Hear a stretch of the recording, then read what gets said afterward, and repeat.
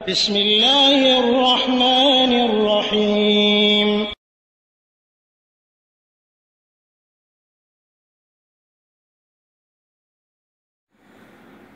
আসসালামু আলাইকুম রহমতুল্লাহি ওয়া বারাকাতুহু। আরেকদিনই বোন জানতে চেয়েছেন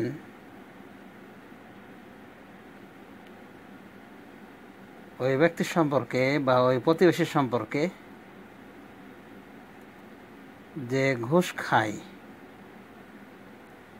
বা সুদ ঘুষের সাথে জড়িত, এক কথায় হারাম ইনকাম তার।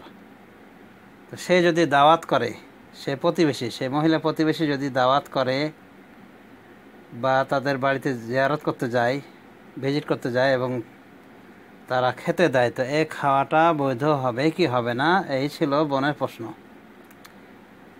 এর জবাব হলো বিল্লাহি তৌফিক। হাফিজ ইবনে রাজাব হাম্বলি রহমতুল্লাহ আলাইহে তিনি বলেছেন তার কিতাব জামিউল উলুম আল হিকামের ভিতরে, রাখাসা কওমুন মিনাস সালাফে ফিল আকলি মিম্মা ইউলামু ফি মালিহি হারামুন মা লাম ইউলাম আন্নাহু মিনাল হারামি বিআইনিহি কামা তাকাদ্দামা আন মাখউল ওয়া যুহরি ওয়া রুবিয়া মিসলুহু আনিল ফুদাইল ইবনে ইয়াদ ওয়া রুবিয়া ফি যালিকা আসারুন আনিস সালাফ। হাফিজ ইবনে রাজাব তিনি বলেছেন যে সালাফে সালেহিনের কিছু লোক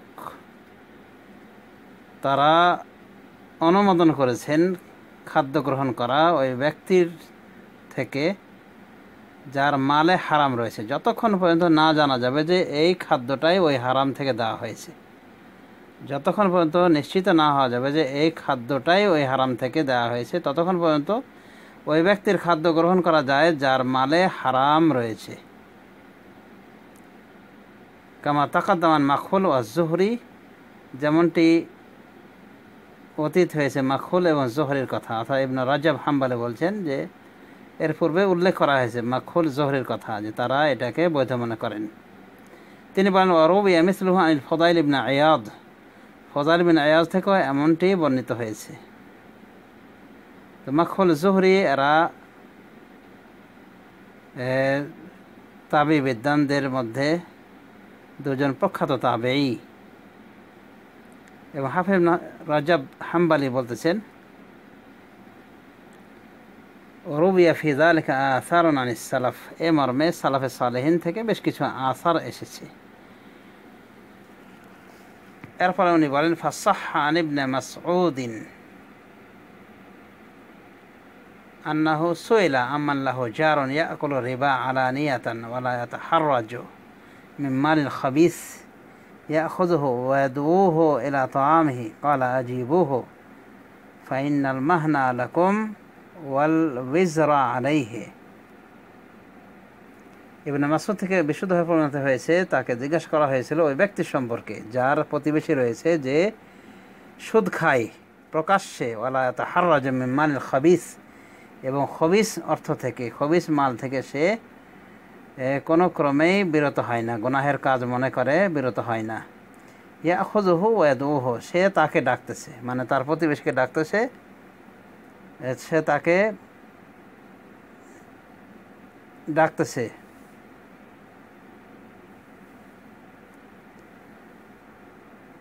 তার খাদ্যের দিকে।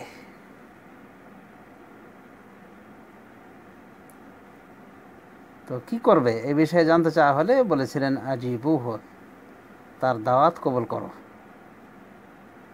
তোমরা তার দাওয়াত কবুল করো। ফাইন্নামাল মাহনাউ লাকুম, কারণ তোমাদের জন্য হলো খাওয়ার সুবিধাটা, এটা তোমরা মজা করে খেতে পারবে। ওয়াল বিজরু আলাইহি, আর পাপ ওর ওপর বর্তাবে। এই হাদিস থেকে আমরা বুঝতে পারলাম ইবনে মাসউদ আসাদ থেকে যে কোনো এক প্রতিবেশী সম্পর্কে তাকে জিজ্ঞাসা করা হয়েছিল, যে প্রতিবেশী তার প্রতিবেশীকে ডাকতেছে,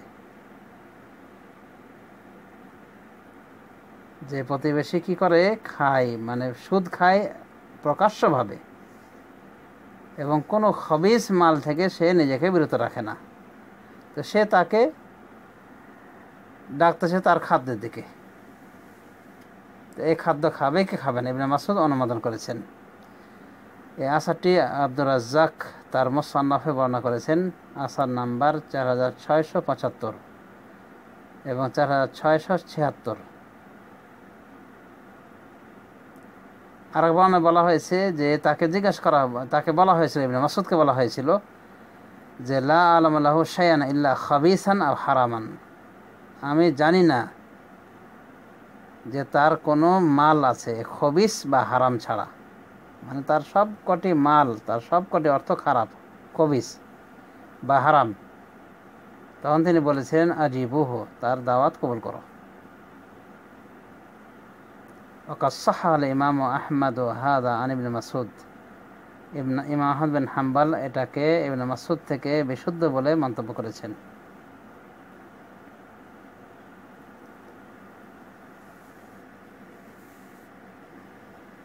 তো এরকম আরও বেশ কিছু বর্ণনা পাওয়া যায় সালাফে সালেহিন থেকে। এ থেকে আমরা বুঝতে পারি যে এ জাতীয় খাদ্য যদি কেউ খেতে চায় সেটা খেতে পারে, যদিও পরিত্যাগ করাটা তার ব্যক্তিগত ব্যাপার, বা পরিত্যাগ করাটা হলো উত্তম। বিশেষ করে তাকে শিক্ষা দেওয়ার উদ্দেশ্য যদি থাকে তাহলে তার দাওয়াতে শরিক হবে না, তার দাওয়াত থেকে বিমুখ হবে। আর যদি দেখা যায় না, সে আরও বিভ্রান্ত হবে, আরও সততা বাড়িয়ে দেবে, আরও সে বিভ্রান্তিতে লিপ্ত হবে, তাহলে তার দাওয়াত কবুল করাতে ইনশাল্লাহ শরঈ বাধা নেই। তবে মনে রাখতে হবে যে ওই খাদ্যটা যেন হারাম থেকে না দেওয়া হয়, ওই খাদ্যটাই যেন হারাম থেকে না দেওয়া হয়। এই মর্মে নিশ্চিত যদি হতে পারে যে ওই খাদ্যটি তাকে হারাম থেকে দেওয়া হয়েছে, তাহলে কেবল গ্রহণ করবে না।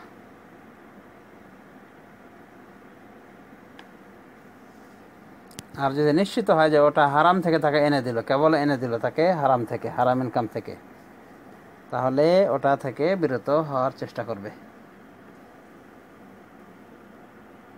আবু বকর রাদিয়াল্লাহু আনহুকে তার গোলাম কিছু খাদ্য খাইয়ে দিয়েছিল, অথচ ওই খাদ্যটি ছিল হারাম খাদ্য, অর্থাৎ গণকি বিদ্যার ফসল হিসাবে তাকে ওটা দেওয়া হয়েছিল। মানে জাহিলিয়াতের জামানায় সে গণকি বিদ্যার কাজ করেছিল, মানে কারো হাত টাত দেখে দিয়েছিল, রেখা মেখা দেখে আন্দাজে আবল তাবল কিছু বলে দিয়েছিল, এবং তার বিনিময় হিসেবে ওই লোক তাকে ওই খাদ্য দিয়েছিল, এবং ওই খাদ্য সে তার মালিক আবু বকর রাদিয়াল্লাহু আনহুকে দিয়েছিল। তো আবু বকর রাদিয়াল্লাহু আনহু যখন জানতে পারলেন খেয়ে নেওয়ার পর, তখন তিনি বুঝতে পারলেন যে নিশ্চিত আকারে উনি হারাম খেয়ে ফেলেছেন। তাই তিনি বমি করতে শুরু করেন, গলায় হাত ঢুকিয়ে বমি করতে শুরু করেন। তা আবু বকর রাদিয়াল্লাহু আনহু এটা এজন্যই করেছিলেন যে যে খাদ্যটা তাকে খাওয়ানো হয়েছিল ওটাই হারাম, হারাম থেকে গৃহীত, নিশ্চিত আকারে হারাম। আর রাসূলুল্লাহ সাল্লাল্লাহু আলাইহি ওয়াসাল্লাম তিনি নিষেধ করেছেন গণকের ভাতা নেওয়া হতে, গণকের মজুরি নেওয়া হতে নিষেধ করেছেন, বুখারী শরীফের হাদিস। আর তাকে গণকের মজুরি, গণকি কাজের, এই কুফরি কাজের, শিরকি কাজের মজুরি হিসেবে দেওয়া হয়েছিল, আর ওটা সে আবু বকরকে খাইয়ে দিয়েছিল, ওই খাদ্যটা যা মজুরি হিসেবে নিয়েছিল ওই লোক, বা হাদি হিসেবে প্রাপ্ত হয়েছিল, ওই গণকি বিদ্যা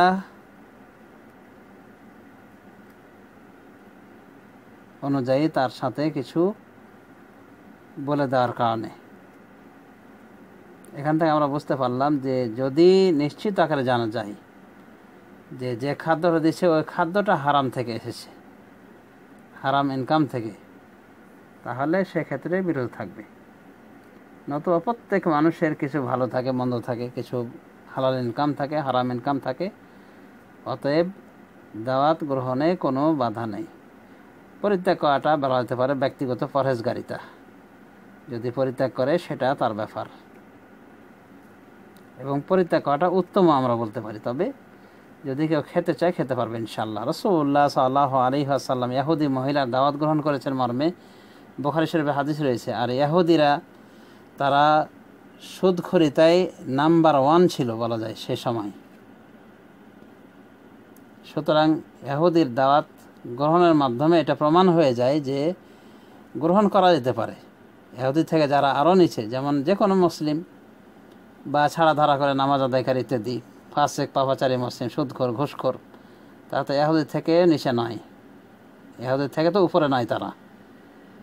তো তাদের দাওয়াত যদি গ্রহণ করা বৈধ হয় ইহুদি খ্রিস্টানদের, অথচ তারা সুদ, ঘুষ ইত্যাদি থেকে মোটেও বিরত নয়। সুতরাং একজন পাপাচারী মুসলিম তার দাওয়াত থেকেও বিরত হওয়া জরুরি নয়। যদি কেউ জরুরি হয়, যদি কেউ ব্যক্তিগতভাবে বিরত থাকে সেটা তার ব্যাপার, বা সেটা তার পরহেজগারিতার আলামত, কিন্তু জরুরি নয়। আশা করি এতক্ষণ বিষয়টি ক্লিয়ার হয়েছে। সাল্লাল্লাহু আলা নবিয়িনা মুহাম্মদ ওয়া আলা আলিহি ওয়া সাহবিহি আজমাইন।